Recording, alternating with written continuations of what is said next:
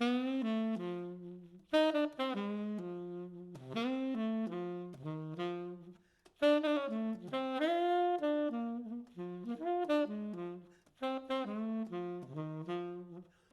I think about David, I think about him connecting with people at every level.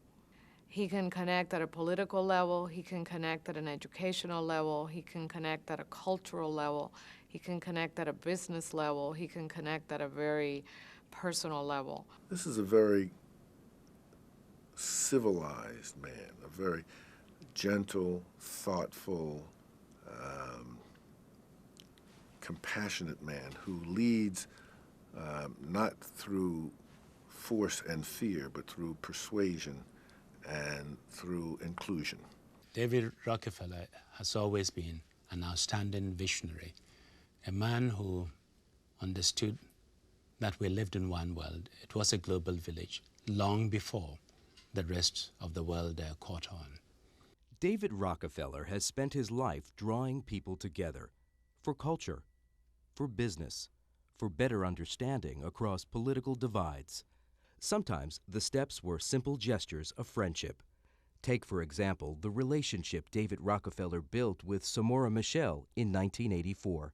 My father got a call from a friend of his, Francisco Balsemão, who was formerly Prime Minister of Portugal, saying that the president of Mozambique, Samora Machel, was interested in meeting people from the West. David Rockefeller accepted an invitation to visit Mozambique, and a short while later returned the hospitality when the president and his wife Graça visited the U.S. When President Machel came with Graça for an official visit, we invited them to dinner, which was it was the kind of thing my father liked to do. Not many American business leaders were interested in a small African country that was torn by conflict and aligned with the Soviet Union. There weren't particular investment opportunities at the time. There weren't ties. And I think that's where my father was always willing to think out of the box, that no matter if somebody came from a system very different from our system, he was interested in knowing them and knowing them as people, which I think is what often led to quite warm relationships that transcended political differences. For David Rockefeller, bridge building has always involved a complex mix of civic responsibility, business, international engagement, and patriotism. David understands that this is a wonderful country. It's given him and his family a lot. And one of his passions is giving back. But he also understands that being a global statesman, which he is, can be very good for a global businessman. And better than anyone I know, he has merged his global relationships with his commercial relationships. He built bridges across countries and opened up economic opportunities around the world, developed incredible set of relations which he used sometimes to foster change, to engage people on policy changes. David Rockefeller traveled and listened and carried messages from presidents and secretaries of state. As quite literally a Rockefeller Republican, he carried little by way of political ideology, except perhaps the belief that capitalism is good and can be fair and just. I don't know of any wing of any party that wouldn't be interested in listening to him, because he's a person of such maturity and judgment and prudence and good sense that no one questions his motives, you know, whether they're malicious or political or whatever. And therefore, they're very anxious to listen to what his views are. David Rockefeller has always been generous in sharing his personal contacts. He's used them, for example, to broaden international relations in higher education. I mean, I remember going on a trip with him to Brazil where he was taking the new president of Harvard and his wife down to Latin America for the first time. David had just started the David Rockefeller Center for Latin American Studies at Harvard.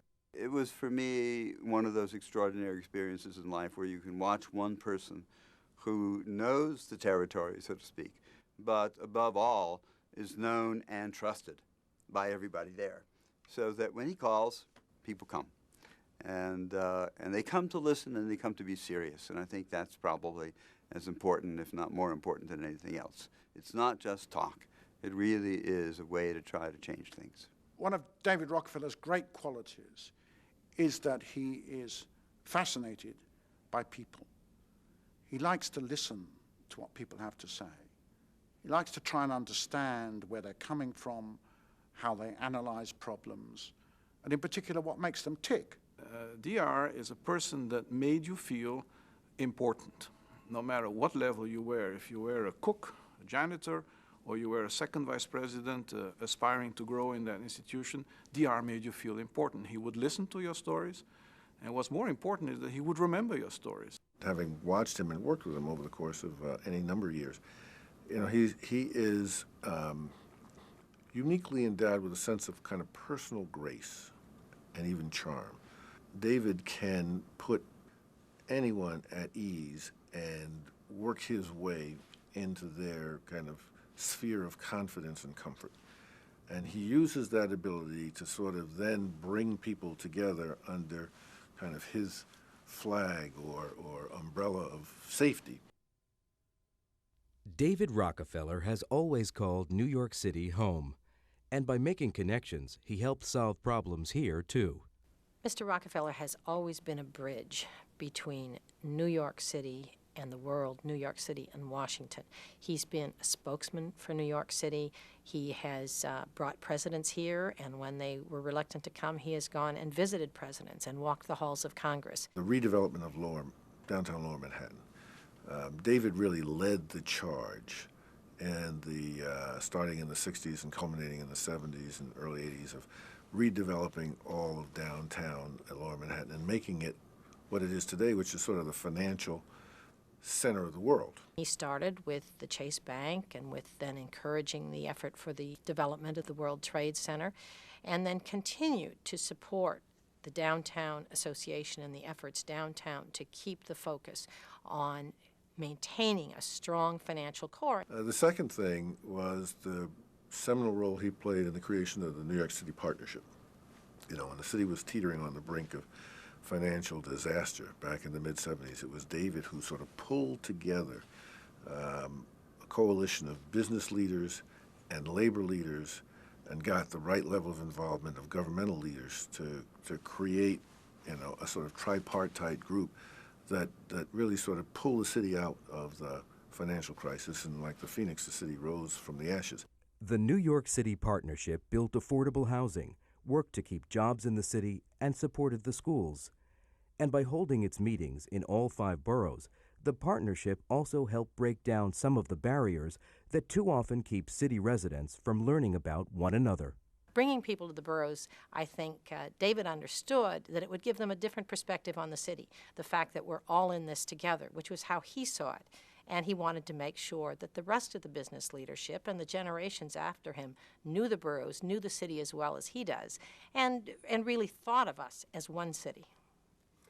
David Rockefeller is also a cultural bridge builder. In the art world, what I think he has done is to bring a whole community of collectors, supporters, businessmen together around the staff of the Museum of Modern Art and the other institutions that he's been involved in a sense creating new communities of relationships, sharing enthusiasm, especially about modern art. And David Rockefeller is a bridger of generations. I was in my early 30s, and I had figured out that I had inherited some kind of people skills from my father, but I wasn't sure what they were or how to apply them. So I told him that I wanted to work with him in one of his nonprofit ventures, which turned out to be the partnership. Peggy and I were part of the same generation of the 60s, where we were pretty rebellious against our parents. We thought they had messed things up. I think working at the partnership with David must have been an opportunity for Peggy to see David as not her father, but rather as a leader that was the same kind of leader she wanted to be, someone who could reach across all the differences and the things that divide us. I think David's character and example deeply influenced his children, and in Peggy's case, they led her to really approach problems from a very broad perspective, believing that it really required all the different groups who were involved in a problem to come together to solve it. And so the founding of Synergos was an effort to do that. It's bridging gaps and it's developing leadership. And I think that's what David is all about. I don't want to take any credit away from Peggy because she's spectacular, but she's a chip off the old block, and you can see it in everything that she does. To this day, David Rockefeller's whirlwind travels continue, and many trips are made with Synergos. A recent visit to South Africa brought together AIDS activists, philanthropists, health officials, and political leaders. I think my father is seen as a senior business leader and senior statesman. So, for example, the South Africans who organized a dinner with business and political leaders in which he and former President Mandela would have a dialogue, knew perfectly well that having that dialogue would attract people who might not just be attracted by the issue of AIDS.